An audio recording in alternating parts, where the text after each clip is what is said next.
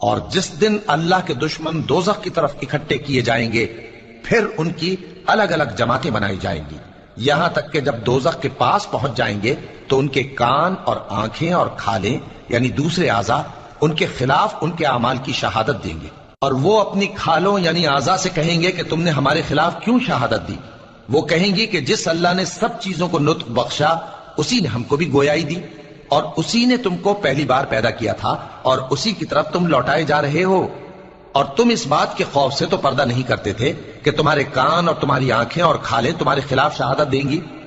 بلکہ تم یہ خیال کرتے تھے کہ اللہ کو تمہارے بہت سے اعمال کی خبر ہی نہیں، اور اسی خیال نے جو تم اپنے پروردگار کے بارے میں رکھتے تھے تم کو ہلاک کر دیا اور تم خسارہ پانے والوں میں ہو گئے۔ اب اگر یہ صبر کریں گے تو بھی ان کا ٹھکانہ دوزخ ہی ہے،